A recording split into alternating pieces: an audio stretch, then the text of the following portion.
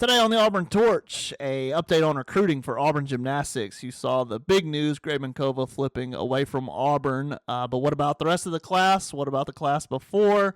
What's the current state of Auburn gymnastics recruiting? I've got it right here. Let's take a look at it.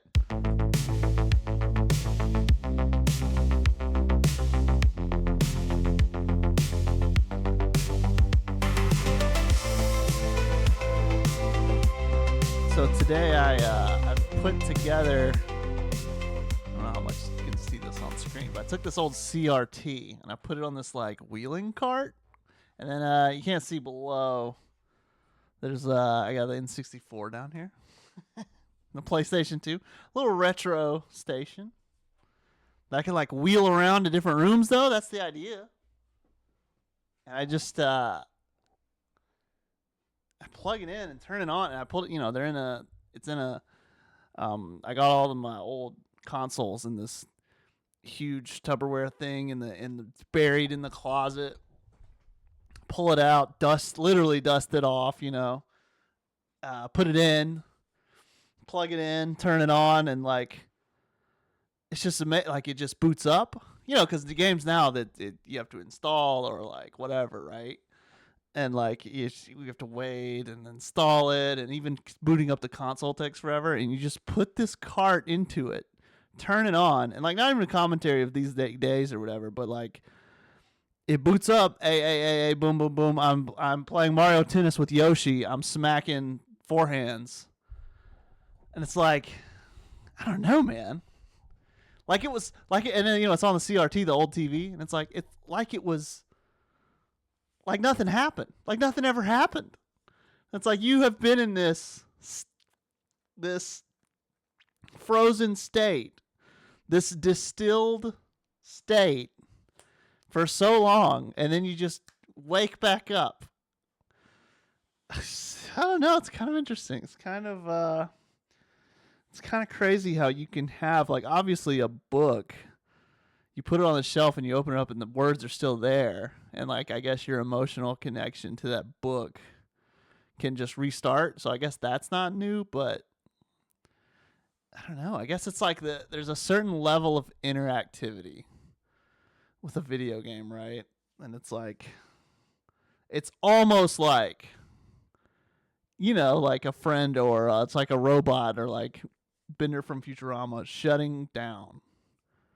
And then you just boot back up instantaneously, right? I don't know how to describe that instantaneous startup. You're like, God, it's like, like an old tractor. You'd have to like work, you'd have to like work it to get it go, and then this thing, this old thing, just flick of a switch. Bizarre. I don't know. Feels weird. Like, if it was an old car, like it would take a lot of work to restore the feeling or restore, and this is just bang, you're 11 again, like immediately. Crazy. It is Wednesday, May 6th. Good morning. We got a few things to talk about. The first thing, I want to talk about gymnastics for sure. After the news, as you're listening to this 2 nights ago, but just people would not let go of it on Tuesday either. It's Wednesday as you listen. But I'm also I want to start with this real quick. Give me a second cold open because my first one was me talking about Nintendo 64.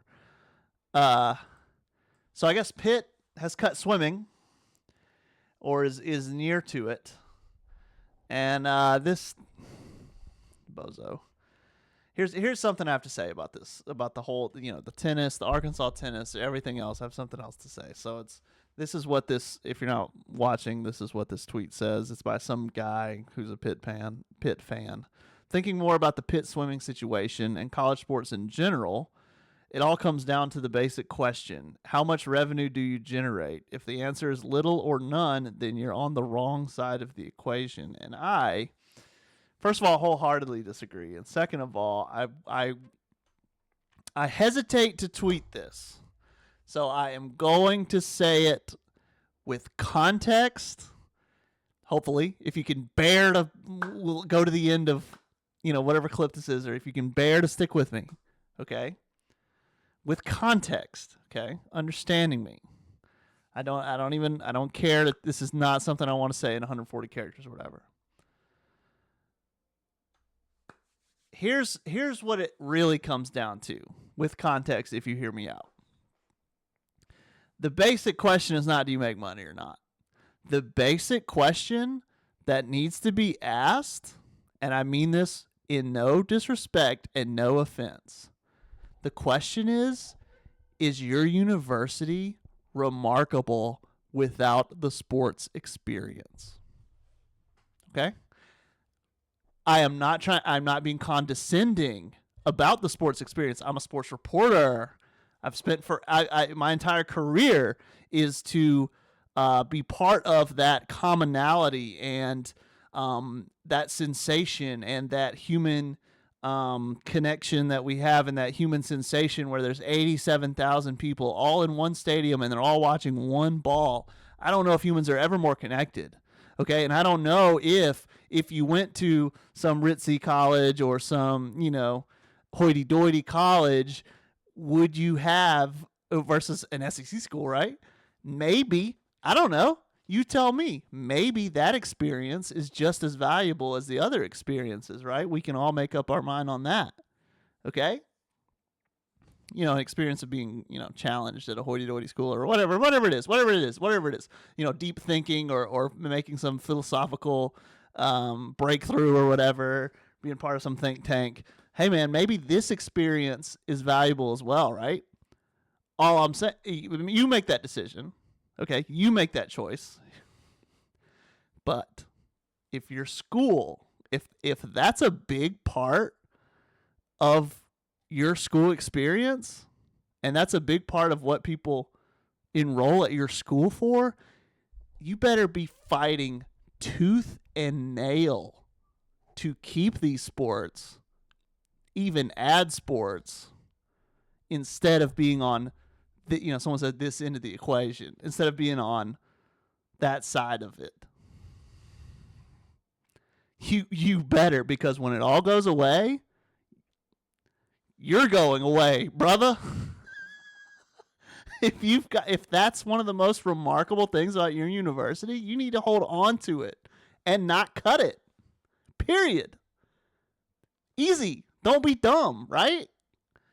But there's a lot of dumb going around right now. And I hope that makes sense. And I hope you don't take offense to it. I went to Auburn. Y'all know that. I went to an SEC school. I went during a crazy time. I went from 2009 to 2013. The Chiswick Gus first year really felt like something new. Obviously 2010, and then the entire fall off and the entire run back. I graduated in December of 2013, so I was around for fall 2013. Crazy times, right? That defined the college, experience for me. I didn't want a different one. I didn't go seeking anything else. I didn't leave college desiring more. I didn't go to grad school or anything. Anyway, what is so frustrating, first of all, is, there's some great discussion being had about this stuff, and maybe we'll do some more. But among all of it, even from some of the most rational people, it's the oversight that this entire thing is an ad for tuition, right? And enrollment. And those dollars actually do count. Okay, so it's like, oh, well, you're not generating revenue. Yeah, they are. They are. If you cooked your books honestly, but you don't, right? Anyway, all to say there's that. Let's go to gymnastics while we're at it. Oh yeah, Auburn softball surprised the world, shut me up. You know, big. They don't know who I am or care, but 6-2 win over Missouri. Big middle finger to the doubters, including me. 6-2 win over Missouri, and they will play again against Texas A&M. So, hey man, go as far as you can and see what happens. But it's another early morning game, and then after however long this road lasts at the tournament, we will see what choices take place after that. We will see. The main thing today, I wanted to touch on the current Auburn gymnastics, the current recruiting ins and outs. Kind of, I don't have a roster tracker or a commitment tracker or anything like that. I was thinking about doing a roster tracker, but I really don't think there's going to be much activity in the portal for Auburn. I guess that's a scoop for you. It's still open for another week, but I think this roster's going with what it's got for the very most part. They might bring some people in. We'll see. But anyway, Elizaveta Grebenkova, the number 1 overall recruit in College Gym News, number 2 recruit by College Gym fans, no matter which way you cut it, blue chip, 5-star, top of the class, has flipped, and they have flipped. She has flipped to, if you're not watching the stream here, flipped to the last school you wanted her to flip to, and that is Alabama. And, Ashley Priest, or Johnston, Ashley Johnston now, is the coach at Alabama under Graba's wing. I would think they have a few things in common, and for her, her coach got fired, man. There's nothing. I mean, she held on for a little while with Auburn and then made this choice. And, I think right now, Johnston's staff and program might have more in common with what Graba had than Auburn does, as weird as that it sounds, right? Because she's a former Graba part of the coaching tree, right? So anyway, I'm not surprised that she made that move, right? But it kind of begs the question. So you see this one, and when you see number 1 and when you see switch to Alabama, that grabs your attention, that grabs the headline, that grabs all of this ridiculous engagement. I muted this thread, holy cow, and I don't know if I've ever actually, you see people on Twitter say, I muted the thread. Holy cow, I couldn't take it, and I don't think I've ever actually done that before. I usually just ignore it. Like, I'll ignore it with my eyes. Like, I'll just, I don't want to read that. In my mentions, I had to actually mute it. It was ridiculous. Anyway, so this is the rest of the class. This is the rest of Grebenkova's class and the class before that. Okay, this is class 2027 and the class of 2026. This is me. I should say it's me trying to. So hey, here's the update on Grebenkova. Here's the update on everyone else too. Okay. Here you go. If you're watching, ignore these words. This is from an old posts, but they're all organized here so I can look at them. So for the current class, this was the ones who are graduating like right now, this spring in high school, and would compete next school year, which would mean January 2027 when it comes to gymnastics, right? So this is the current graduating class. They signed back in December, but everyone who signed got out of their national letter of intent because Auburn parted ways with Jeff. This class was Audrey Snyder, 5-star, Ella Fine, 5-star, and Lily Power, 4-star. Okay. Snyder left and flipped to Clemson, where her sister was. Ella Fine left and flipped to Florida and is going to Florida. Lily Power is still with Auburn. Lily Power's around. Lily Power is sticking through. So, hey, if you're an Auburn fan, hey, give Lily Power a follow, or tell her you're one. She's one of your favorites, right? So that's for this class. The following class, Grebenkova was the crown jewel, anyone's crown jewel. She has flipped her commitment to Alabama. Brooke Rangold, another one, a 4-star for that class, has flipped her commitment to Georgia. That's where her sister is as well. But, you would think with Ryan, maybe the other sister would have come here, but it looks like they're picking Georgia. Okay. And then you have Allie D'Amelio, who appears to still be committed to Auburn, hasn't reaffirmed a commitment, and who know, who's to say right now as far as whether she's up in the air or what. But still committed, okay? So you still have Power and D'Amelio, but what you're seeing about these other ones, man, is like, yeah, Grabenkova hurt, but a lot of these hurt because who are these flips to? Alabama, Georgia, Florida, okay? Instant takes by 3 of the top programs in the SEC, 3 of the top 7 programs in the country. Instant takes. These were not bums that you're losing, right? These are, dudes, for lack of a better word, dogs, right? These are takes. These are, listen, man, this was the downside of, while Jeff was building, this is what he was building toward. He had this group of all-stars in the pipe, right? And when you make this decision, this is what you lose. Now, I've said it before with Hugh Freeze. You can't just keep a coach over recruits, right? So you have to stick by that, but you have to acknowledge downsides, right? Like you understood, hey, Cam Coleman's not sticking around, but this can't continue, right? I've said what I've said about Cohen's decision to part with Jeff, but all to say that's his decision and his thing. But this is one of the outcomes. This is one of the downsides. This is something to live with, right? And so it's going to take.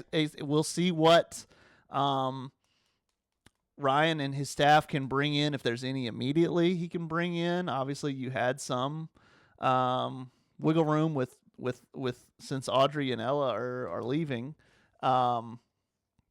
See if you can bring in anyone immediately and see what kind of relationships you can build for that next class, because a lot of them commit right as, the rules allow you to finally talk to them at the beginning of their junior year of high school in school. And a lot of them commit right, within the next 10 to 20 days, right?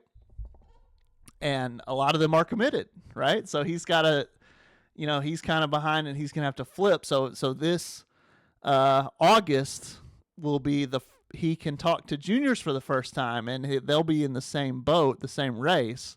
But then between then and now, he needs to, for the class before, he needs to try to flip some people. Now he may have been talking to while he was an assistant at Georgia, right? So he's got to make some flips, got to do some work on the recruiting trail. But again, he was, recruiting was part of what he was hired to do for sure. It's just a rough start to lose all. You really wanted to hang on to somebody, and Lisa, Grabenkova, it seemed like she was really excited to come to Auburn, so it's a real shame, or a real kind of opportunity lost. It feels like for Roberts to, you wish you could have held on to him. I'm sure he wishes the same thing. So anyway, there you go. It's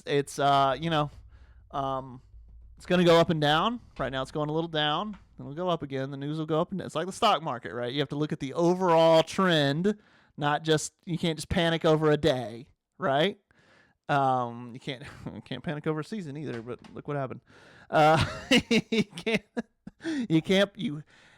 My consistent take is you have to look at the big picture, right? So, this is the immediate, this is the day-to-day,